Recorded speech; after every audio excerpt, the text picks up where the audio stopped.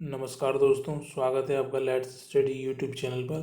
तो आज हम चाइल्ड डेवलपमेंट पेडागोजी का पार्ट 7 देखेंगे, जिसमें 50 MCQs हम सॉल्व करेंगे। इसके पहले हम के पार्ट्स हम ऑलरेडी कर चुके हैं।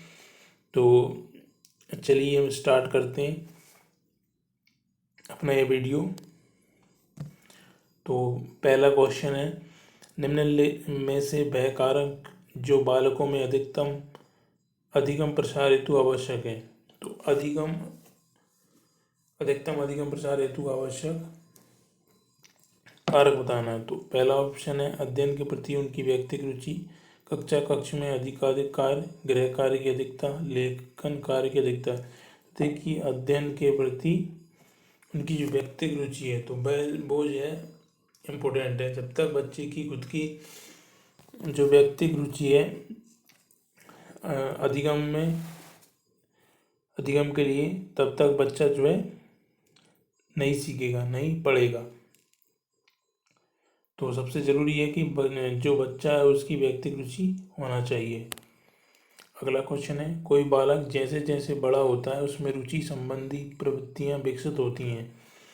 तो उसमें रुचि संबंधी प्रवृत्तियां विकसित होती हैं, कैसे होती हैं? ऑप्शन ए अनेक रूप में, ऑप्शन बी निश्चित रूप में, ऑप्शन सी गुणात्मक दृष्टि से, ऑप्शन डी इनमें से कोई नहीं। तो इसका जो राइट आंसर होगा ऑप्शन बी, यानी निश्चित रूप से उसमें रुचि संबंधी प्रवृत्तियां विकसित होती हैं। तो इसका राइट आंसर होगा ऑप्शन बी। अगला क्वेश्चन है आपका, अमूर्त वस्तुओं के विषय में बच्चा कब सोचना प्रारंभ करता है। अमूर्त वस्तुएं क्या होती हैं? जिन वस्तुओं को हम देख नहीं सकते, इमेजिनरी वस्तुएं होती हैं जिनको हम नहीं देख सकते, उनके बारे में सिर्फ हम कल्पना कर सकते हैं, तो वह अमूर्त वस्तुएं होती हैं। तो उनके बारे में बच्चा कब सोचना प्रारंभ कर देता है? कि यहाँ पर प्रारंभ बोला है, ना कि बोला है कि सोचता है। तो प्रारंभ किस अवस्था में कर देता है? इसका राइट आंसर होगा ऑप्शन सी, यानी पूर्व किशोर अवस्था में। अगर क्वेश्चन में बोला होता कि अमूर्त वस्तुओं के विषय में बच्चा सोचता है, तो यहाँ पर आ जाता किशोर अवस्था। तो अगर प्रारंभ बोला है तो आपका जो राइट आंसर होगा वो पूर्व किशोर अवस्था में। अगला क्वेश्चन देखते हैं, मौलिकता का गुण निम्न में से किन बालकों में पाया जाता है। जो मौलिकता का गुण होता है, मोरालिटी, वो किन बच्चों में पाया जाता है? ऑप्शन ए है वे बालक जो धनी परिवार से संबंध रखते हैं। ऐसा कुछ नहीं है, जो धनी होते हैं उनमें मॉरलिटी वो जरूरी नहीं है। वे बालक जो निर्धन परिवार से संबंध रखते हैं, तो ऐसा भी नहीं है। जो बच्चे गरीब होते हैं उनमें मौलिकता ज़्यादा हो। ऑप्शन सी है वे बालक जो सृजनशीलता का गुण रखते हैं। तो ये इसका राइट आंसर होगा। वे बालक जिन बालकों में सृजनशीलता का गुण होता है, वे जो है मौलिकता का गुण रखते हैं, उनमें मौलिकता का गुण पाया जाता है। वे बालक जो प्रतिभाशाली होते हैं, तो देखिए प्रतिभाशाली बालकों में मौलिकता का गुण हो ये जरूरी नहीं है। प्रतिभाशाली बच्चे वो होते हैं जो पढ़ने में बहुत अच्छे होते हैं, एक्टिव होते हैं, हमेशा क्लास में आगे होते हैं, तो वो प्रतिभाशाली बच्चे होते हैं। तो इसका जो राइट आंसर होगा वो होगा ऑप्शन सी, वे बालक जो सृजनशील का गुण रखते हैं, मौलिकता का गुण उनमें पाया जाता है। तो अगला क्वेश्चन देखते हैं, जब शिक्षार्थियों की संख्या अधिक हो तो किस प्रकार के प्रश्नों द्वारा उनका मूल्यांकन किया जाता है। अति लघु उत्तरीय प्रश्नों द्वारा, वस्तुनिष्ठ प्रश्नों द्वारा, निबंधात्मक प्रश्न द्वारा, वैकल्पिक प्रश्न द्वारा। तो इसका जो राइट आंसर होगा ऑप्शन बी, यानी कि वस्तुनिष्ठ प्रश्नों द्वारा। अगर बच्चों की संख्या बहुत ज़्यादा है, शिक्षार्थियों की संख्या ज़्यादा है, तो जो सबसे बेस्ट तरीका होता है उनका मूल्यांकन करने का वो होता है आपका वस्तुनिष्ठ यानी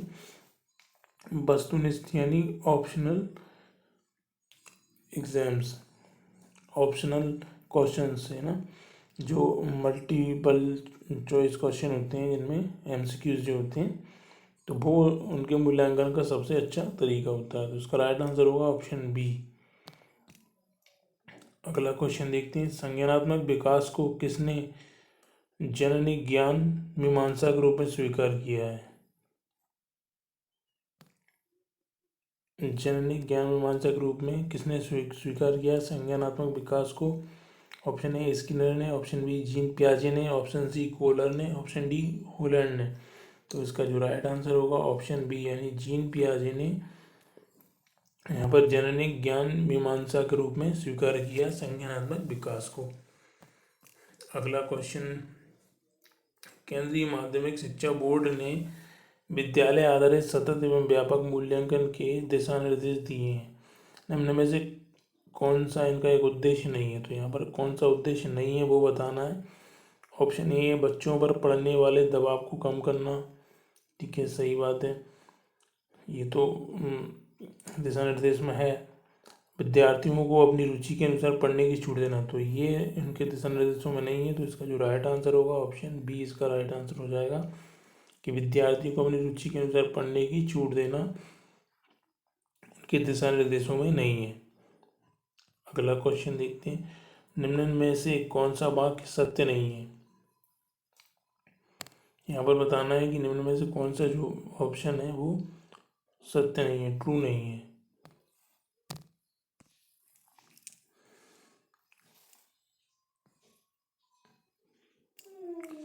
तो यहाँ पर सत्य नहीं है वाक्य आपको बताना है, इसमें से कौन सा ऑप्शन सत्य नहीं है। ऑप्शन ए सभी प्रकार के व्यवहार आवश्यकताओं की संतुष्टि करते हैं। ऑप्शन बी जब प्रेरणा समाप्त हो जाती है तब अनुशासन की समस्या सामने आती है। ऑप्शन सी अनुशासन किसी भी प्रकार की प्रेरणा का नकारात्मक स्वरूप है। ऑप्शन डी प्रत्येक स्थिति में बालकों को नियमों के पालन करने की अनुभूति आवश्यक है। तो इसका जो राइट आंसर होगा ऑप्शन सी इसका राइट आंसर होगा, यानी कि अनुशासन किसी भी प्रकार की प्रेरणा का नकारात्मक स्वरूप है। अगला क्वेश्चन है, बच्चों के व्यक्तिगत विकास हेतु शिक्षा से संबंधित किस तथ्य पर एक शिक्षक को ध्यान नहीं देना चाहिए? क्वेश्चन है, बच्चों के व्यक्तिगत विकास हेतु शिक्षा से संबंधित किस तथ्य पर एक शिक्षक को ध्यान नहीं देना चाहिए? ऑप्शन ए है बच्चों में रचनात्मक कुशलता का विकास करना, बच्चों में नैतिक मूल्यों के भाव को जागृत करना, बच्चों को पर्याप्त स्नेह प्रदान नहीं करना, बच्चों के व्यक्तित्व को मान्यता न देना। तो इसका जो राइट आंसर होगा ऑप्शन डी इसका राइट आंसर हो जाएगा कि बच्चों के व्यक्तिगत विकास हेतु शिक्षा से संबंधित किस तथ्य पर एक शिक्षक को ध्यान नहीं देना चाहिए? तो बच्चों के व्यक्तित्व को मान्यता ना देना यहाँ पर इसका राइट आंसर होगा। अगला क्वेश्चन है, एक बालक कक्षा में दी गई अनुक्रियाओं को तेजी से सीख जाता है, इसका कारण हो सकता है? तो कोई बालक है जो कि अनुक्रियाओं को तेजी से सीख लेता है ना। तो ऑप्शन ए बालक की तेज बुद्धि है, बालक की सुनने की क्षमता, बालक की तेज नज़र, बालक की क्षीण बुद्धि लब्धि। तो इसका जो राइट आंसर होगा ऑप्शन ए, यानी कि बालक की जो बुद्धि है वो तेज है, इसलिए वह जो है कक्षा में अनुक्रियाओं को तेजी से सीख लेता है और समझ लेता है। तो ऑप्शन ए इसका राइट आंसर होगा। अगला क्वेश्चन है, व्यक्तिगत भिन्नताओं के विकास हेतु पूर्व माध्यमिक कक्षाओं में बालकों का शिक्षण किस प्रकार किया जाना चाहिए? व्यक्तिगत भिन्नताओं के विकास हेतु पूर्व माध्यमिक कक्षाओं में बालकों का शिक्षण किस प्रकार किया जाना चाहिए? ऑप्शन ए खेल विधि के माध्यम से बालकों को गणित तथा भाषा का ज्ञान देना चाहिए, उन्हें अक्षर ज्ञान तथा गणना की जानकारी प्रारंभ से ही मौखिक रूप से दी जानी चाहिए।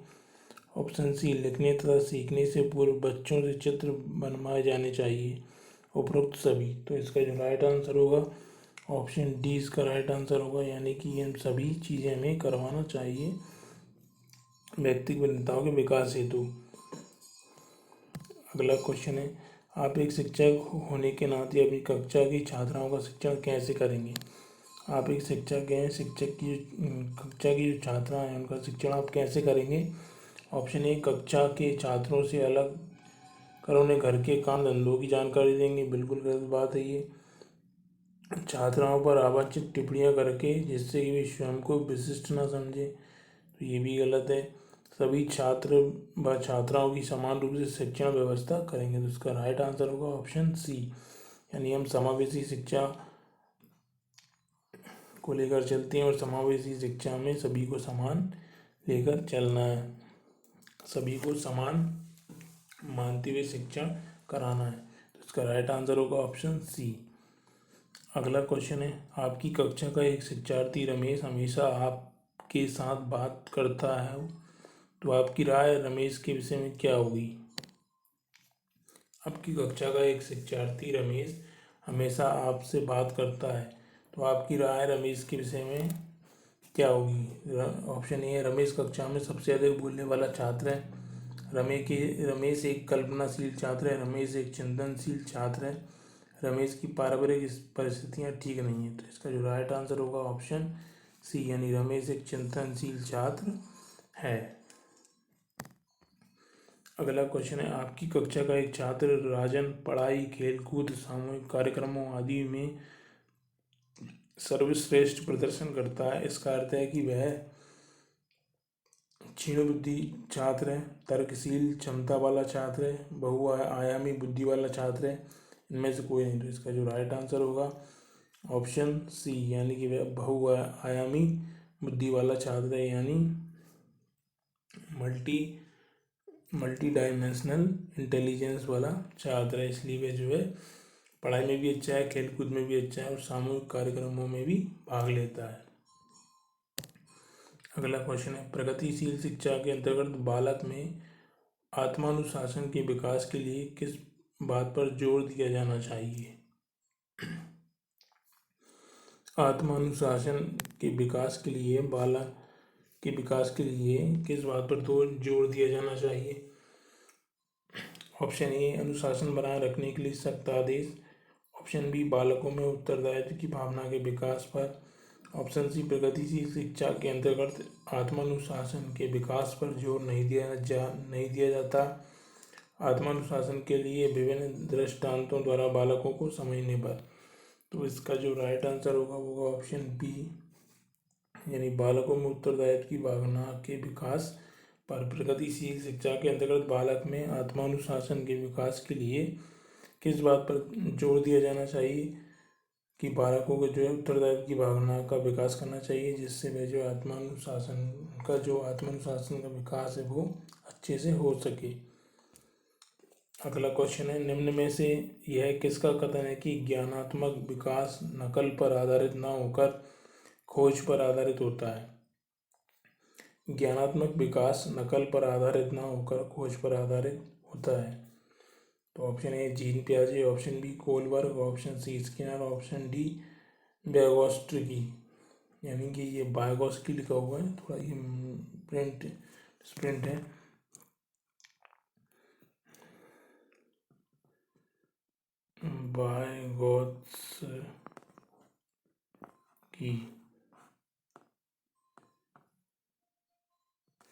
वाइगोत्स्की। तो इसका जो राइट आंसर होगा ऑप्शन ए, यानी कि जीन पियाजे ने ऐसा कहा है। जीन पियाजे ने कहा है कि ज्ञानात्मक विकास नकल पर आधारित न होकर खोज पर आधारित होता है। अगला क्वेश्चन है, आप अपनी कक्षा के बच्चों में समाजीकरण की प्रक्रिया को तेज करने के लिए अपना बर्ताव रखेंगे। ऑप्शन ए, कठोर, ऑप्शन बी, स्नेह तथा सहानुभूतिपूर्ण, ऑप्शन सी, सामान्य, ऑप्शन डी, इनमें से कोई नहीं। तो इसका जो राइट आंसर होगा ऑप्शन बी, यानी स्नेह तथा सहानुभूतिपूर्ण आप व्यवहार रखेंगे अपने बच्चों का सामाजिकरण प्रक्रिया को तेज करने के लिए। जब तक सहानुभूति और स्नेहपूर्वक वातावरण नहीं होगा तब तक बच्चे एक शिक्षक से जो उनका बीच का संबंध है वो बेहतर नहीं होगा। तो अगला क्वेश्चन है,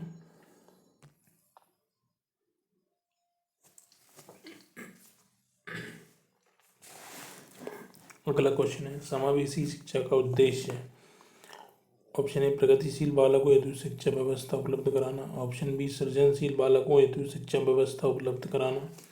ऑप्शन सी, सामान्य बालकों के साथ अक्षम बालकों की शिक्षा व्यवस्था उपलब्ध कराना।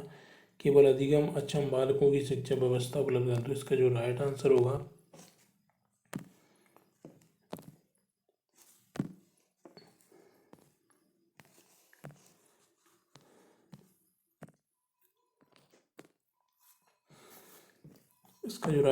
ऑप्शन सी, इसका राइट आंसर होगा सामान्य बालकों के साथ अक्षम बालकों की शिक्षा व्यवस्था कराना। यानी कि सामान्य बालकों के साथ ही जो बालक पिछड़े हैं, अक्षम हैं पढ़ने में या किसी भी तरीके से, तो उन्हें को भी सामान्य बालकों के साथ लेकर जो शिक्षा व्यवस्था होती है उसको हम समावेशी शिक्षा कहते हैं। अगला क्वेश्चन है, एक बालक, थोड़ा मिसप्रिंट है यहाँ पर, एक बालक पहले उंगलियों को फिर हाथों को और उंगलियों एक बालक पहले हाथों को फिर उंगलियों को और फिर हाथों और उंगलियों को एक साथ चलाना सीखता है। बालक विकास के संबंध में यह सिद्धांत कहलाता है। यानी पहले बालक हाथों को फिर उंगलियों को और फिर हाथों और उंगलियों दोनों को साथ में चलाना सीखता है। तो बालक के विकास में यह सिद्धांत क्या कहलाता है? तो इस यह सिद्धांत कहलाता है आपका एकीकरण का सिद्धांत, यानी इंटीग्रेटेड प्रिंसिपल। इसका राइट आंसर हो जाएगा ऑप्शन सी। अगला क्वेश्चन है, मानव विकास एक निरंतर चलने वाली प्रक्रिया है, यह विचार संबंधित है। जो मानव विकास है वह निरंतर चलता है। तो ये जो प्रक्रिया है ये जो विचार है किससे संबंधित है? ऑप्शन ए अंतः संबंध का सिद्धांत है, ऑप्शन बी निरंतरता का सिद्धांत है, ऑप्शन सी एकीकरण का सिद्धांत है, ऑप्शन डी अंतः क्रिया का सिद्धांत है। तो इसका जो राइट आंसर होगा ऑप्शन बी, यानी ये निरंतरता का सिद्धांत है, यानी कि कंटिन्यूटी प्रिंसिपल है। मानव निरंतर चलने वाला, यानी कि ये जो विकास है वो मानव का विकास जो है कब्र से लेकर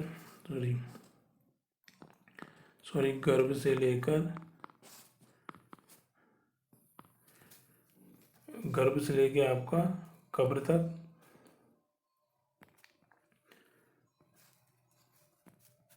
तक चलता है ना। तो मानव विकास जो है निरंतर चलने वाली प्रक्रिया है। अगला क्वेश्चन है, एकल अभिभावक वाले बच्चे को पढ़ाते समय शिक्षक को क्या ध्यान रखना चाहिए? ऑप्शन ए स्थिर और एक रूप वातावरण उपलब्ध कराना चाहिए, इस तथ्य को अनदेखा करना चाहिए और ऐसे बालकों के साथ अन्य बच्चों के साथ समान व्यवहार करना चाहिए, इस प्रकार के बच्चे के साथ भिन्न प्रकार से व्यवहार करना चाहिए, ऐसे बच्चे को कम गृह कार्य देना चाहिए। तो देखिए इसका ये तो एकदम गलत हो जाएगा, कम गृह कार्य देना चाहिए। इस प्रकार के बच्चे के साथ भिन्न प्रकार से आप व्यवहार करेंगे तो बच्चा डिमोटिवेट हो जाएगा। हाँ, स्थिर और एक रूप वातावरण उपलब्ध कराना चाहिए, ऐसा भी कुछ नहीं है। तो उसका जो राइट आंसर होगा ऑप्शन बी, यानी इस तथ्य को अनदेखा कर देना चाहिए कि वह एकल अभिभावक बच्चा है ना, और ऐसे बच्चे के साथ अन्य बच्चों के साथ समान ही व्यवहार करना चाहिए। अगला क्वेश्चन है, प्रतिभाशाली बच्चों के संदर्भ में संवर्धन का क्या अर्थ होता है? ऑप्शन ए ऐसे विद्यार्थियों को वर्तमान स्तर ग्रेड को छोड़कर अगले उच्च स्तर ग्रेड में प्रोन्नत करना, ऑप्शन बी आकलन की प्रक्रिया का संवर्धन करना, शैक्षिक गतिविधियों के संपादन में संवर्धन करना, शैक्षणिक। तो उसका जो राइट आंसर होगा ऑप्शन ए, यानी ऐसे बालकों जो प्रतिभाशाली बालक हैं उनको क्या करना चाहिए? ऐसे विद्यार्थी को वर्तमान स्तर ग्रेड को छोड़कर अगले उच्च स्तर ग्रेड में पदोन्नत करना चाहिए, मतलब उन्हें अगली क्लास में भेज देना चाहिए। तो इसका राइट आंसर हो जाएगा ऑप्शन ए। अगला क्वेश्चन है, गतिविधियों के संपादन की गति को बढ़ाना से ग्रस्त बालक पढ़ने में शाह एवं वॉज के मध्य अंतर स्पष्ट नहीं कर पाता है। तो बालक जो है शाह को वॉज लिखता है, यानी इन दोनों के बीच में अंतर नहीं कर पाता है। तो इस प्रकार के बालक में किस तरह की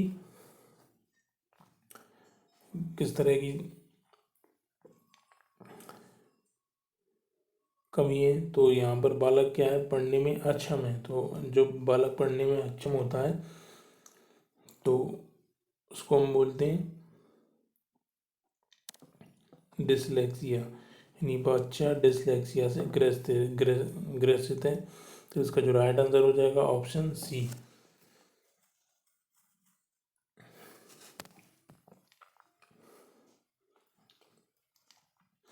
अगला क्वेश्चन है, किशोरों के अंदर जो सामाजिक नेतृत्व का गुण पाया जाता है उसका संबंध होता है। कुछ बच्चों में जो सामाजिक नेतृत्व यानी लीडरशिप का जो गुण पाया जाता है वह उसका संबंध होता है, किससे होता है? ऑप्शन ए अन्य लिंग के सदस्यों की मित्रता से, ऑप्शन बी मानसिक शक्तियों से, ऑप्शन सी स्कूल की उपलब्धियों से, ऑप्शन डी शारीरिक संगठन से, पियाजे के अनुसार। तो इसका जो राइट आंसर होगा ऑप्शन बी यानी मानसिक शक्तियों से उसका संबंध होता है। अगला क्वेश्चन है, निम्नलिखित में से कौन सी अवस्था में बालक वस्तुओं को विभिन्न समूह में वर्गीकृत कर सकता है? तो इसमें से बताना है कि बालक किस अवस्था में पहुंचकर वस्तुओं को समूह में वर्गीकृत कर सकता है। ऑप्शन ए है औपचारिक संक्रियात्मक अवस्था, ऑप्शन बी मूर्त संक्रियात्मक अवस्था, ऑप्शन सी है संवेदी प्रेरक अवस्था, ऑप्शन डी पूर्व संक्रियात्मक अवस्था। तो इसका जो राइट आंसर होगा ऑप्शन बी यानी मूर्त संक्रियात्मक अवस्था। ये जो अवस्थाएं किसने दी हैं? ये दी हैं आपकी पियाजे ने।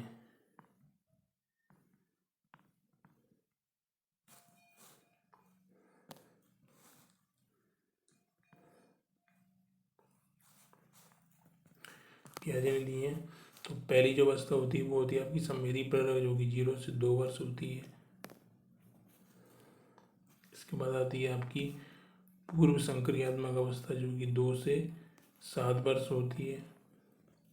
इसके बाद आती है आपकी मूर्त संक्रियात्मक अवस्था, जो कि 7 से 12 वर्ष होती है। और औपचारिक संक्रियात्मक अवस्था होती है 12 वर्ष के बाद तक। ठीक है, तो ये स्टेज हमें याद रखना है कि कौन सी ईयर में कौन सी स्टेज होती है, किस वर्ष में कौन सी स्टेज होती है। तो इसका जो राइट आंसर होगा ऑप्शन बी यानी मूर्त संक्रियात्मक अवस्था में बच्चा समूह में वर्गीकृत करने लगता है विभिन्न वस्तुओं को। अगला क्वेश्चन है, शिक्षण में संपूर्ण उपागम की संतुति की जाती है क्योंकि? शिक्षण में संपूर्ण उपागम की संतुति की जाती है क्योंकि ऑप्शन ए इससे शिक्षक को दैनिक कार्य योजनाओं के निर्माण से मुक्ति मिल जाती है, ऑप्शन बी इसके द्वारा प्रकरण के महत्वपूर्ण अंगों पर अतिरिक्त बल प्रदान किया जाता है, ऑप्शन सी यह शिक्षण को सार्थक दिशा निर्देश प्रदान करता है, ऑप्शन डी यह परीक्षण कार्यक्रम को अधिक प्रभावी बनाता है। तो इसका जो राइट आंसर हो जाएगा ऑप्शन सी यानी कि यह शिक्षण को सार्थक दिशा निर्देश प्रदान करता है। अगला क्वेश्चन है, बुद्धि की व्यक्तिक परीक्षा का गुण नहीं है। तो यहाँ पर जो नहीं है गुण वो बताना है हमें कि बुद्धि की व्यक्तिक परीक्षा का गुण नहीं है। ऑप्शन ए इसे केवल अनुभवी व्यक्ति ले सकता है, बुद्धि की व्यक्तिक परीक्षा।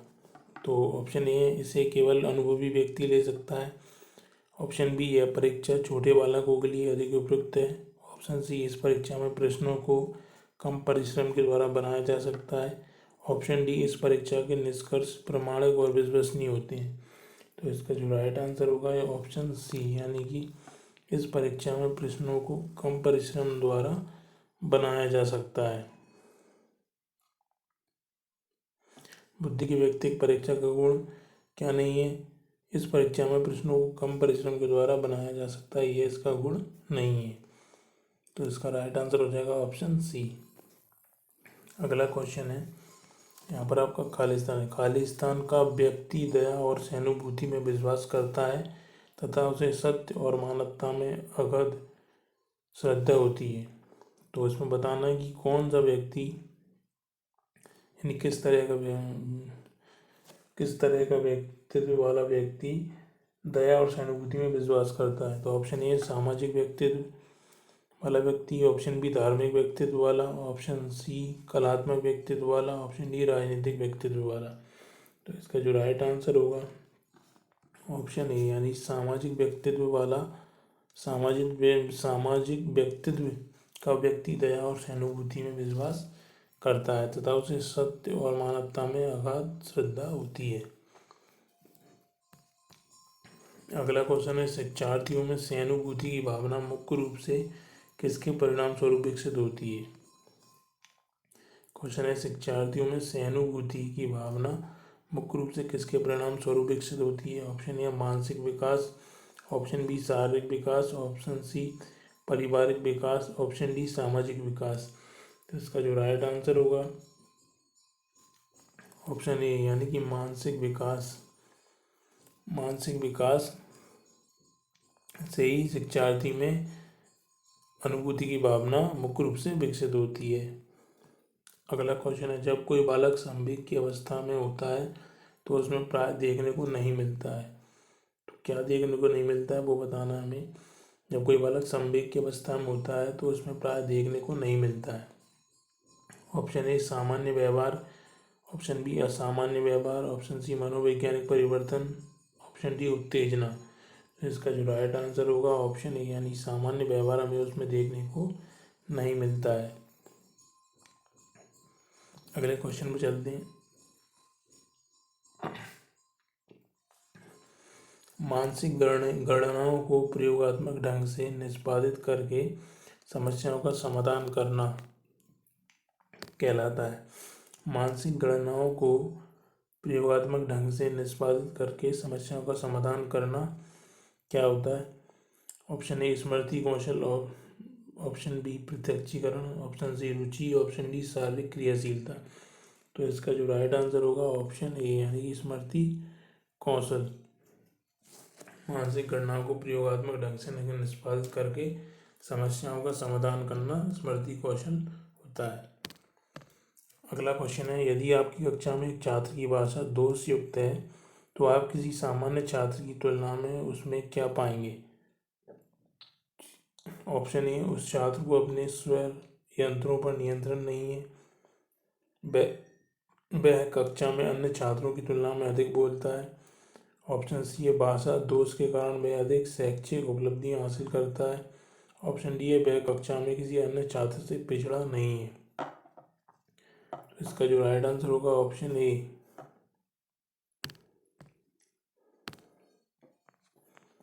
उस छात्र का अपने स्वर यंत्रों पर नियंत्रण नहीं है इसलिए उसकी भाषा में दोष है यानी त्रुटि है। अगला क्वेश्चन है, किसी बालक में चिंतन की योग्यता उसके सफल जीवन का मूल आधार है, यह कथन किसका है? क्वेश्चन है, किसी बालक में चिंतन की योग्यता उसके सफल जीवन का मूल आधार है, तो यह जो कथन है किसने दिया है? ऑप्शन ए जीन पियाजे, option B Crow, option C Hurlock, option D Skinner. इसका जो राइट आंसर होगा ऑप्शन बी यानी क्रो ने ये स्टेटमेंट दिया है, यह कथन दिया है।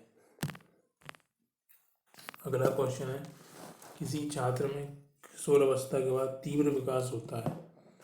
ऑप्शन ए अमूर्त चिंतन संबंधी योग्यताओं का, ऑप्शन बी तर्क संबंधी योग्यताओं का, ऑप्शन सी पठन संबंधी योग्यताओं का, ऑप्शन डी इन सभी का।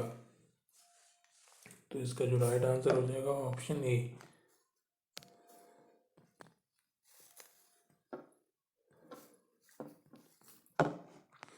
ऑप्शन ए इसका राइट आंसर हो जाएगा यानी अमूर्त चिंतन संबंधी योजनाओं का किशोर अवस्था में तीव्र विकास होता है।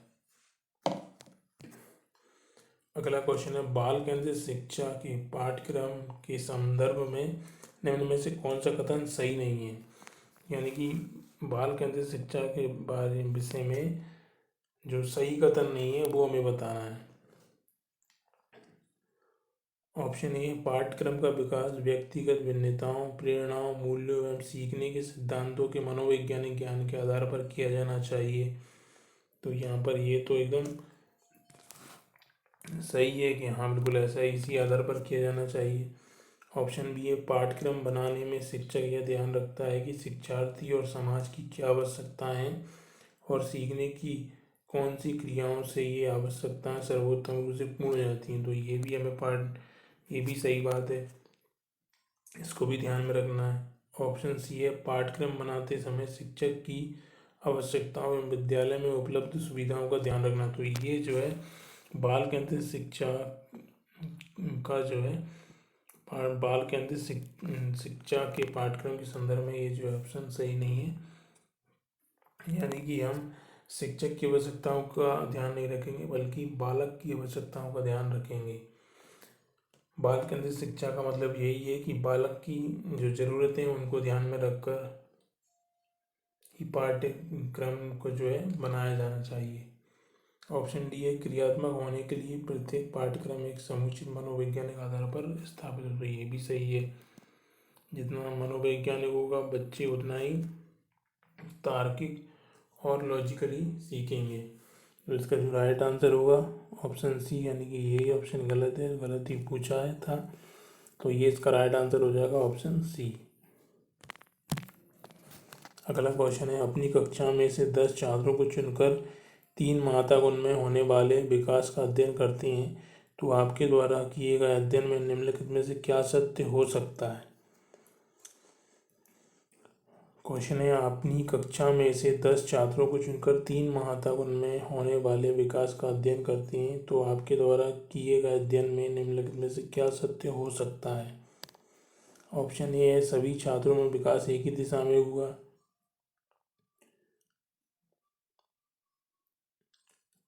आधे छात्रों में विकास एक ही दिशा में परंतु आधे छात्रों में विकास भिन्न भिन्न दिशा में हुआ। सभी छात्रों में विकास अलग अलग दिशा में हुआ। इस संबंध में कुछ कहा नहीं जा सकता, तो इसका जो राइट आंसर होगा ऑप्शन सी, यानी कि सभी छात्रों में विकास अलग अलग दिशा में हुआ। और विकास हमेशा अलग अलग दिशाओं में ही होता है, एक समान विकास नहीं होता है। सभी सभी बच्चों में विकास जो है अलग अलग दिशाओं में होता है, तो इसका जो राइट आंसर होगा सभी छात्रों में विकास अलग अलग दिशाओं में हुआ। अगला क्वेश्चन है, बायगॉस्की के अनुसार बच्चे अपनी साथी समूह के सक्रिय सदस्य कब होते हैं। बायगॉस्की के अनुसार बच्चे अपने साथी समूह के सक्रिय सदस्य कब होते हैं। ऑप्शन ए पूर्व बाल्यावस्था, ऑप्शन बी बाल्यावस्था, ऑप्शन सी किशोर अवस्था, ऑप्शन डी भ्रूण अवस्था। तो इसका जो राइट आंसर होगा ऑप्शन सी, यानी कि किशोर अवस्था में बच्चे अपने साथी समूह के सक्रिय सदस्य होते हैं। अगला क्वेश्चन है, आपकी कक्षा में एक बालक बड़ों से तू तड़ाक करके बोलता है, बालक के इस अशिष्ट व्यवहार को दूर करने के लिए आप क्या उपाय करेंगे। ऑप्शन ए बालक को सबके सामने प्रताड़ित करेंगे, ऐसा नहीं करेंगे, ये ऑप्शन गलत है। बालक के माता पिता से उसे प्रताड़ित करने को कहेंगे, तो ये भी नहीं करेंगे, ये भी गलत है। बालक को समझाएंगे कि अपने से बड़ों को आप कहा जाता है तथा साथ ही आप भी अपने से बड़ों से भूलकर भी तू तड़ाक नहीं करेंगे। ऑप्शन डी है आप बालक को आप कहकर संबोधित करने लगेंगे। तो इसका जो राइट आंसर होगा ऑप्शन सी, यानी बालक को समझाएंगे कि अपनों से जो बड़े होते हैं उन्हें आप कहा जाता है, साथ ही आप भी अपनों से बड़ों से भूलकर भी तू तड़ाक नहीं करेंगे, यानी आप भी जो है अपनों से बड़ों को आप कर कहेंगे, जिससे बच्चा देखेगा और सीखेगा। तो इसका जो राइट आंसर है ऑप्शन सी। अगला क्वेश्चन है, समाजीकरण की प्रक्रिया में अनुकरण को उपयोगी तथा विकासात्मक बनाने के लिए आवश्यक तत्व है। समाजीकरण की प्रक्रिया में अनुकरण को उपयोगी तथा विकासात्मक बनाने के लिए आवश्यक तत्व है। ऑप्शन ए पड़ोसी एवं पड़ोस, परिवार एवं पड़ोस, ऑप्शन बी गांव एवं शहर, ऑप्शन सी देश एवं राजनीति, ऑप्शन डी परिवहन एवं संचार। तो इसका जो राइट आंसर होगा ऑप्शन ए, यानी परिवार एवं पड़ोस जो है अनुकरण को उपयोगी तथा विकासात्मक बनाने के लिए आवश्यक तत्व है। अनुकरण का मतलब होता है देखकर सीखना। बच्चा जो देखकर सीखता है वह उसका मतलब होता है अनुकरण। अगला क्वेश्चन है, साधन अधिगम प्रक्रिया में अभिप्रेरणा कार्य करती है। साधन अधिगम प्रक्रिया में अभिप्रेरणा कार्य करती है, तो अभिप्रेरणा क्या कार्य करती है। ऑप्शन ए छात्रों की स्मरण शक्ति को पैना करने का, ऑप्शन बी पिछले सीखे हुए को नए अधिगम से अलग करने का, ऑप्शन सी छात्रों में सीखने के प्रति रुचि का विकास करने का, ऑप्शन डी छात्रों को एक ही दिशा में सोचने के योग्य बनाने का। तो इसका जो राइट आंसर होगा ऑप्शन सी, यानी छात्रों में सीखने के प्रति रुचि का विकास करने का अभिप्रेरणा कार्य करती है। अभिप्रेरणा यानी मोटिवेशन। तो छात्रों में सीखने के प्रति रुचि का विकास करने का काम करेगी अभिप्रेरणा। इसका राइट आंसर हो जाएगा ऑप्शन सी। अगला क्वेश्चन है, शिक्षण अधिगम की प्रक्रिया में शिक्षक को सिखाने के लिए शिक्षण अधिगम की प्रक्रिया में शिक्षक को सिखाने के किस सिद्धांत की जानकारी होना आवश्यक है। शिक्षण अधिगम की प्रक्रिया में शिक्षक को सिखाने के किस सिद्धांत की जानकारी की आवश्यकता होना आवश्यक है। ऑप्शन ए, इससे अनुशासन बनाए रखने में सहायता मिलती है। ऑप्शन बी, इससे पाठ्य वस्तुओं को रोचक बनाने में सहायता मिलती है। ऑप्शन सी, इससे पाठ्य वस्तुओं को सरल तरीके से समझाने में सहायता मिलती है। ऑप्शन डी, इससे समय की बचत होती है। तो इसका जो राइट आंसर है ऑप्शन सी, इससे पद्य वस्तुओं को सरल तरीके से समझाने में सहायता मिलती है। अगला क्वेश्चन है, निम्न में से अधिगम का कौन सा सिद्धांत यह बताता है कि जब कुछ पढ़ाया जाए अथवा कुछ सीखने के लिए कहा जाए तो उसे अपने समग्र रूप में ही बच्चों के सामने प्रस्तुत किया जाए। ठीक है, तो क्वेश्चन है, इनमें से कौन सा अधिगम का कौन सा सिद्धांत यह बताता है कि जब कुछ पढ़ाया जाए अथवा कुछ सीखने के लिए कहा जाए तो उसे अपने समग्र रूप में ही बच्चों के सामने प्रस्तुत किया जाना चाहिए। यानी कि कहने का मतलब ये है कि जब आप कुछ बच्चों को पढ़ा रहे हैं तो आप उसको टुकड़ों में ना पढ़ाएं, नहीं तोड़ तोड़ कर ना पढ़ाएं, उसको जो जितना है पूरा का पूरा उनके सामने उसको प्रस्तुत करें। तो ये किस तरह का सिद्धांत है। ऑप्शन ए, अंतर्दृष्टि या सूझ का सिद्धांत। ऑप्शन बी, सक्रिय अनुबंध का सिद्धांत। ऑप्शन सी, अनुकरण सिद्धांत। ऑप्शन डी, प्रयास एवं त्रुटि का सिद्धांत। तो इसका जो राइट आंसर होगा ऑप्शन सी, यानी कि अनुकरण का सिद्धांत। यानी बच्चे देखकर सीखेंगे, देखकर सीखना, अनुकरण का सिद्धांत। तो ऑप्शन सी इसका राइट आंसर होगा।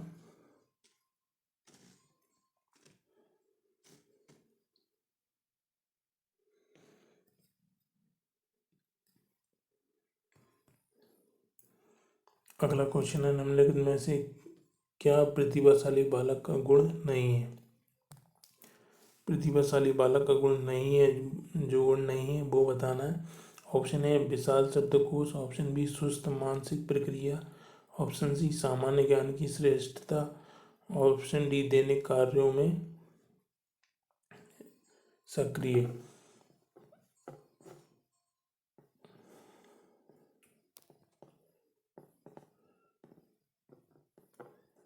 दैनिक कार्यों में सक्रिय। तो इसका राइट आंसर होगा ऑप्शन बी, यानी कि सुस्त मानसिक प्रक्रिया जो है प्रतिभाशाली बालक का गुण नहीं है। अगला क्वेश्चन है, विभिन्नता बच्चों में सीखने के लिए आवश्यक नियम है।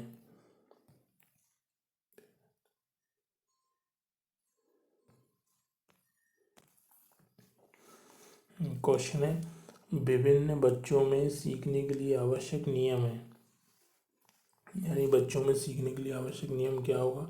ऑप्शन ए, बहु प्रतिक्रिया नियम। ऑप्शन बी, रटने का नियम। ऑप्शन सी, तत्परता का नियम। ऑप्शन डी, व्यवस्थित अधिगम प्रक्रिया का नियम।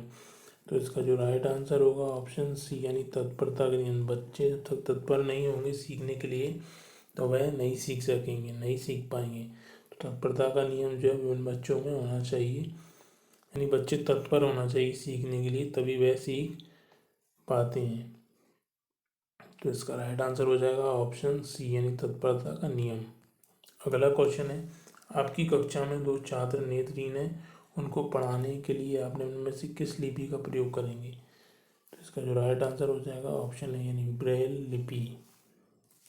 ब्रेल लिपि एक ऐसी तकनीक होती है जिससे जो बच्चे देख नहीं पाते हैं उनको पढ़ाया जाता है।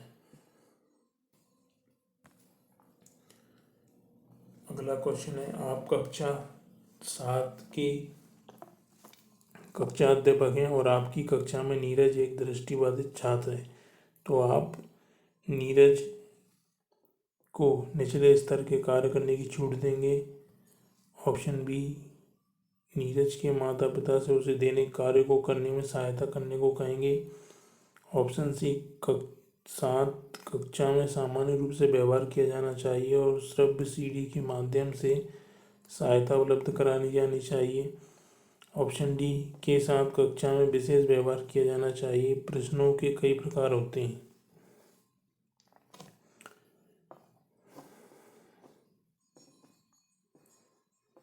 थोड़ा मिसप्रिंट है इसमें, प्रश्नों के कई प्रकार होते हैं, तो ये इसमें नहीं आएगा।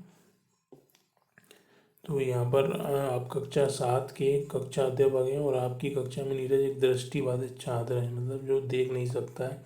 तो आप क्या करेंगे उसको पढ़ाने के लिए? उसका राइट आंसर होगा ऑप्शन सी। उसके साथ सामान्य रूप से व्यवहार करेंगे नहीं, और जो सामान्य बच्चे हैं उनके साथ जो व्यवहार किया जाता है वही व्यवहार आप उस नीरज के साथ करेंगे। और उसको श्रव्य सीडी यानी जो सुन सके, दृष्टिबाधित यानी देख नहीं सकता है लेकिन सुन सकता है, तो श्रव्य सीडी के माध्यम से सहायता उपलब्ध कराएंगे। तो इसका राइट आंसर हो जाएगा ऑप्शन सी। अगला क्वेश्चन है, पौधे एवं जानवरों में 4 अंतर बताइए। यह प्रश्न किस प्रकार के प्रश्न का उदाहरण है? किस प्रकार का प्रश्न है ये? ऑप्शन ए लघु उत्तरीय प्रश्न है, ऑप्शन बी वस्तुनिष्ठ प्रश्न है, ऑप्शन सी अति लघु उत्तरीय प्रश्न है, ऑप्शन डी इनमें से कोई नहीं। तो इसका जो राइट आंसर हो जाएगा ऑप्शन ए यानी लघु उत्तरीय प्रश्न है। ये पौधों एवं जानवरों में 4 अंतर बताना है, तो ये लघु उत्तरीय प्रश्न है। अगला क्वेश्चन है, संवेग के संबंध में मूल प्रवृत्तियों की संख्या होती है। संवेग के संबंध में मूल प्रवृत्तियों की संख्या कितनी होती है? ऑप्शन ए 10 होती है, option B 11, option C 14, option D 20। तो इसका जो राइट आंसर होगा ऑप्शन सी यानी 14।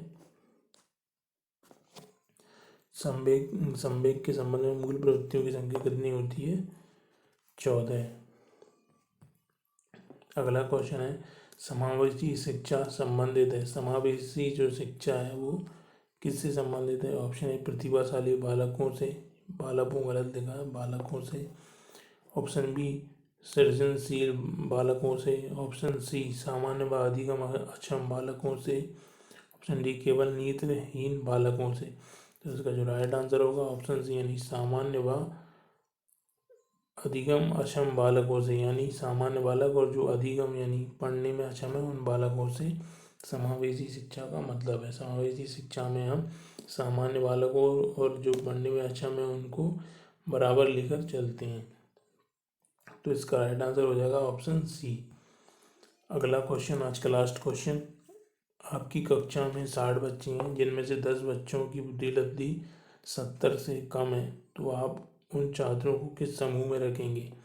ऑप्शन ए प्रतिभाशाली छात्र, ऑप्शन बी पिछड़े छात्र, ऑप्शन सी क्षीण बुद्धि वाले छात्र, ऑप्शन डी सृजनशील छात्र।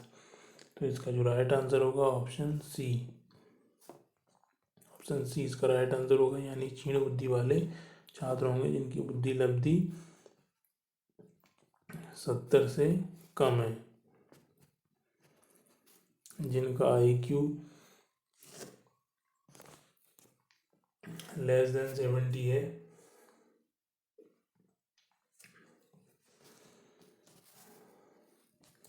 जिनका IQ जो है 70 से कम होगा, वो उन बच्चों को हम, जिनका IQ 70 से कम होगा वह बच्चे क्षीण बुद्धि वाले छात्र होंगे। तो ये आज का आपका लास्ट क्वेश्चन था।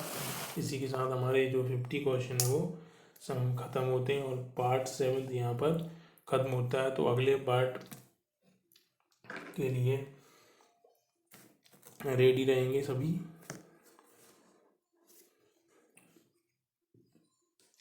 अगला पार्ट में जल्दी अपलोड करूँगा। तो थैंक यू फॉर वॉचिंग, और वीडियो अगर अच्छा लगा हो तो प्लीज़ लाइक और सब्सक्राइब ज़रूर करें, और